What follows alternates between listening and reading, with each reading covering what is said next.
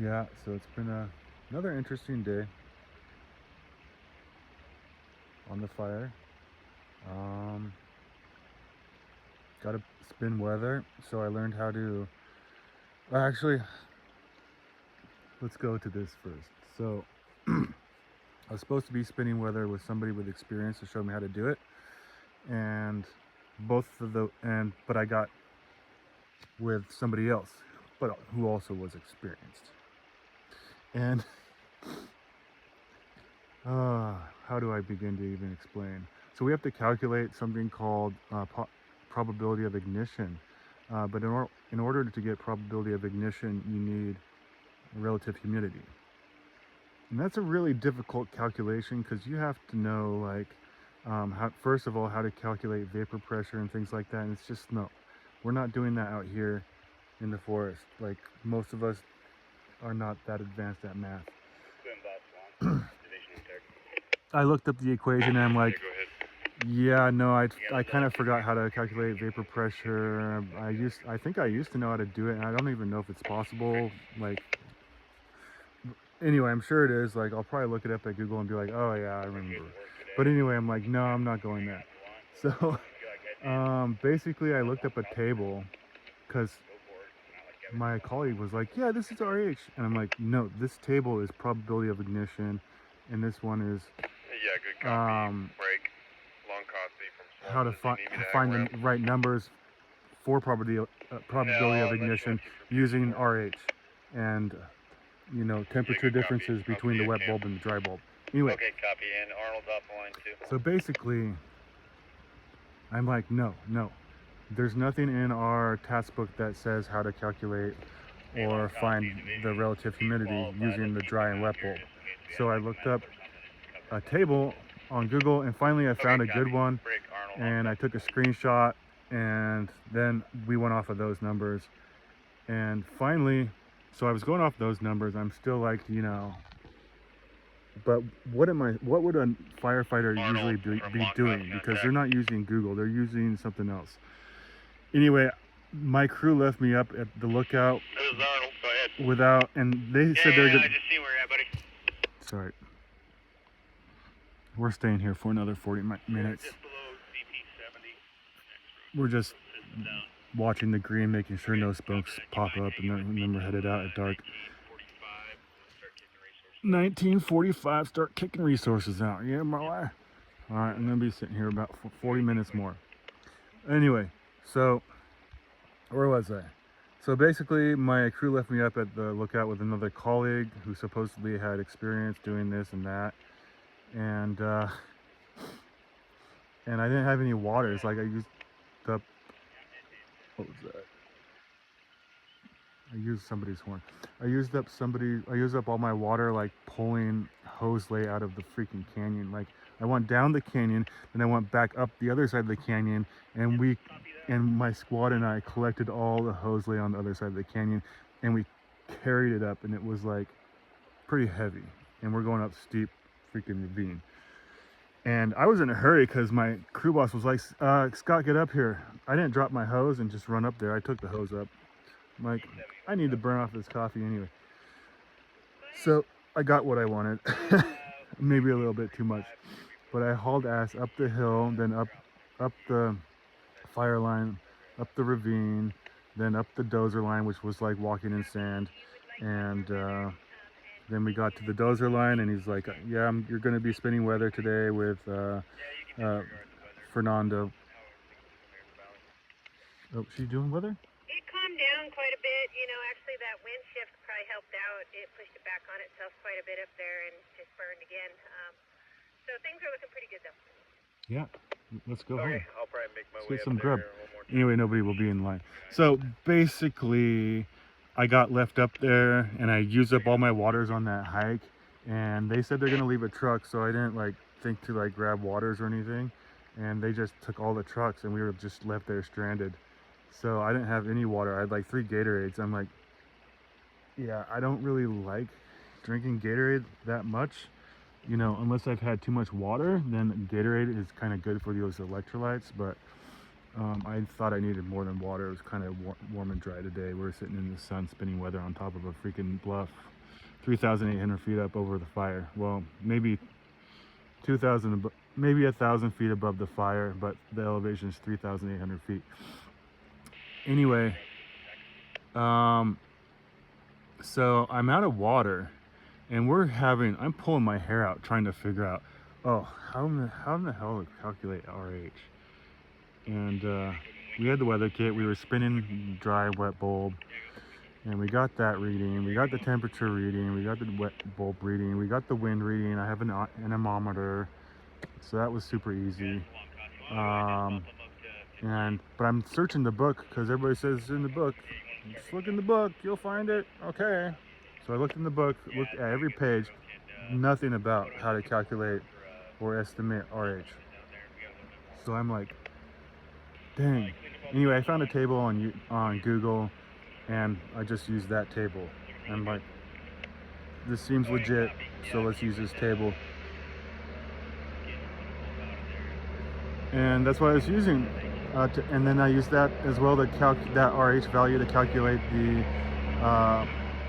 probability of ignition.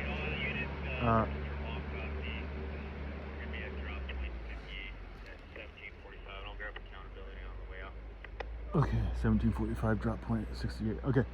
Anyway, so basically I was using that number to calculate probability of ignition, and it seemed to be pretty legit. But I'm still thinking, like, how do people find this? Like, normally we don't have reception, and I was lucky to get reception.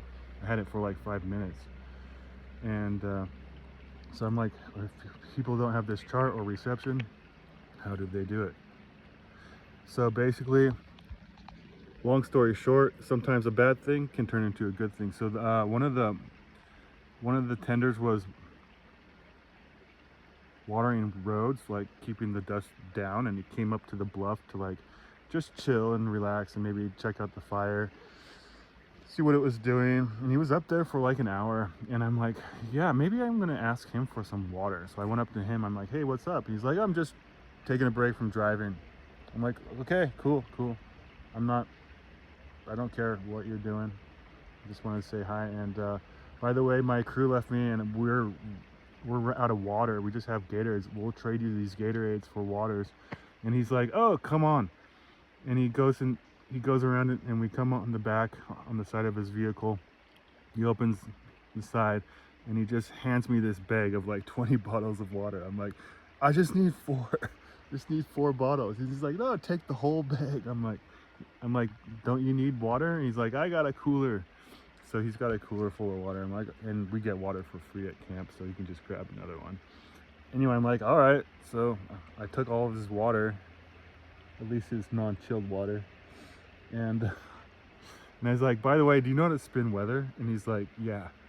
And I'm like, yeah, we're having problems like calculating RH. So do you know how to do that? Oh yeah, sure. It's like a slide rule. I'm like, slide rule? And he's like, yeah, it's in the weather kit. I'm like, oh shit. This whole time, I'm checking the freaking IRPG, which is like our book full of like all the good information that we're supposed to know.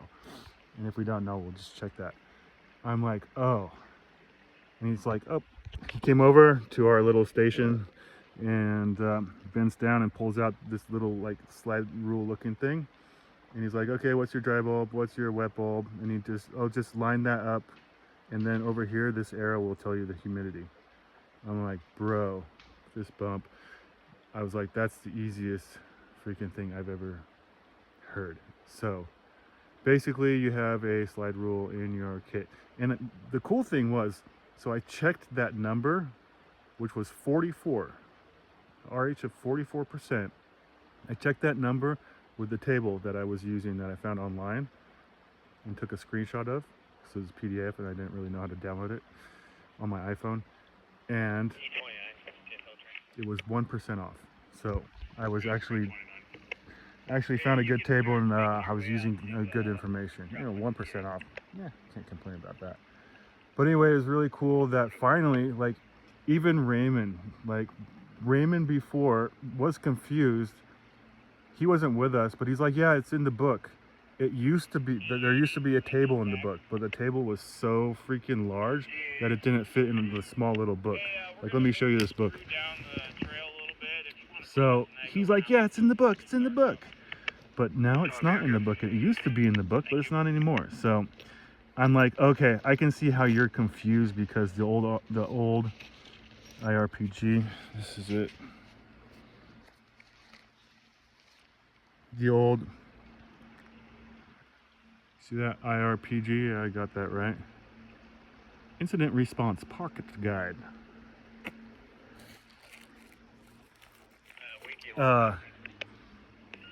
Had it, but you can see how small that is. So that table, nobody could see the numbers on it. So they just started using weather kits with the slide rule, which really worked totally fine. Like a kindergarten student could do it. So I was like, geez, why didn't I check the weather kit and like search around for something else? Because I'm an idiot? I don't know. Because I was told it was in the book? I don't know. Because I freaking hiked up and down a canyon and I was kind of exhausted and who knows what. I don't know, but anyway, that guy really helped us out, and a bad thing, not having water, turned into a really great thing. I taught a circle of my buddies and my boss how to do it, and the kit is actually owned by one of our new crew bosses. He actually just turned into a crew boss today, or no, yesterday. So they got a hotline, which means you're first responder, you're in contact with fire, you're the first one to like put it out. Like here, there's no hotline, there's no fire, but if like a spark landed on the ground and ignited a fire and it started a fire and I came over and put it out and like put a line around it, that's pretty much a hotline. Or usually a hotline is you get to the fire and nobody's been there before and you're the first one there and you dig a line around it and then you get a hotline. Anyway, so you need like 3 hotlines to become a trainee after squad boss, and then 3 hotlines after the squad boss class to become, oh wait, what am I doing? So I'm a squad boss. I need 3 hotlines to take the crew boss class, and then I take the crew boss class, and then I need 3 hotlines again to become a crew boss. So after I take the class, I'm a trainee, and then after 3 hotlines, I'm a boss. Anyway, I got like 10 hotlines. I'm ready to be a crew boss, I guess, but I haven't fought fires in 7 years, so I'm a little rusty in this line of work. But this fire has been a pretty good learning experience for a lot of us.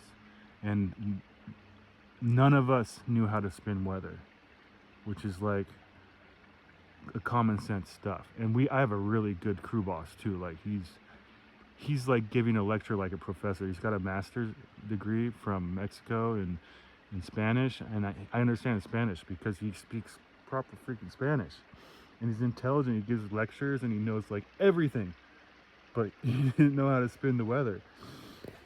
So I finally figured that out, and I'm gonna teach everybody with a radio, anybody that wants to learn how to freaking spin the weather, or find relative humidity to find your probability of ignition.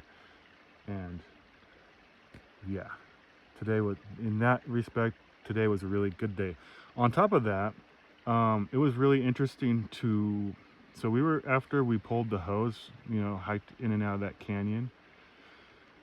After we pulled the hose, we were probably there from like 11 a.m. till about maybe 4 or 5. So we got to see the fire go from, it looked like morning, in the morning everything's calm and like barely, everything's just kind of smoking, like it's good, and even at like 3 o'clock it still looked like morning. And the winds, I was doing weather, the winds were out of the east. And I remember the first day I got here, or maybe it was the second day, but our task force leader was like, okay, your trigger point is going to be northeast winds or westerly winds, because the westerly winds come down, hit a ridge, and then get funneled through this canyon. And also the northeasterly winds pretty much do the same, but on the opposite side of the ridge that's in the middle, and there's the fire. And he's like, yeah, every time that happens, the fire gets pushed. So we're like, okay. So we're in the, we're in the canyon, trigger point hits, we get out of there. So anyway, I have that in my mind. I'm like, okay. So I'm lookout, I'm spinning weather. I'm up there, we got 1 to 3 mile per hour, mostly calm winds all day. And at like maybe 4 o'clock, boom, the wind changed. It went from east to northeast, and I got a gust of 8 miles per hour out of nowhere. And I'm like, oh, well, there's something I can relay to the division, which is like a quarter of the fire, like a quarter of the personnel on the fire in this area who are working. We're working like the hottest part of the fire too, like the most active part. So I was like, what's his name? Why? Dang, I forgot his name. That's what the Wyckoff or something like that. Wachowski. So I'm like, Wachowski, this is contingency lookout. Go ahead, contingency lookout. I'm like, yeah, we just got a pretty significant wind shift from the east to the northeast. Actually, that doesn't sound very significant. East to northeast. From the east to the northeast. And a significant wind gust at 8 miles per hour. The fire looks like it's now becoming more active and starting to back down again like it was yesterday when we had the westerly winds. And he's like, okay, thanks for that. I got a pretty good eye on the fire as well, so he's also up watching the fire. And then he's like, copy that. All right. I was just like, which means like, thank you. So like a quick way of saying thank you, just press the button twice. It sounds like on the other end, just to keep things fast and efficient. So basically, another leader was like, yeah, so what was that? And he's like, yeah, it just sounds like there's a wind shift. And I'm like, yep, that's pretty much the information I wanted to share. There's a wind shift, there's a wind gust, and it looked like the fire all day the smoke was going straight up, which means it's not spreading. And it started just backing down like the hill again like it was the other day. And I'm like, yep, good. I feel good. That's all I wanted to say. And I'd probably feel bad if I didn't get that information across and something happened. Well, anyway, moments later, oh shit, are we pulling? Anyway, moments later, the fire just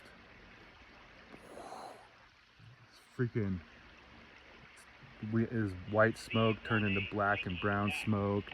Trees started torching, and I'm like, just watching it just blow up. It starts the column.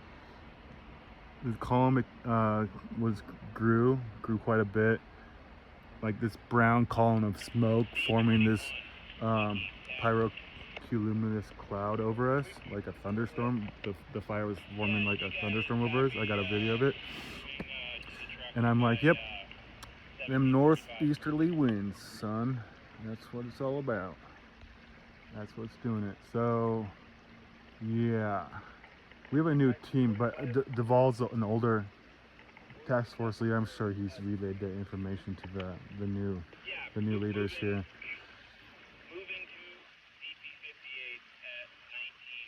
So anyway, I heard some whistles. I probably should end this and see what's going on, because I'm listening. I'm scanning, so I should get crew attack as well, but I don't know if I am, so I gotta go make sure. But it sounds like wheels rolling in like 30 minutes, so I think I got 30 minutes to sit in the forest. Yep, and make sure it doesn't light on fire. Yeah, so that happened. Vamonos. I heard vamonos. All right, vamonos.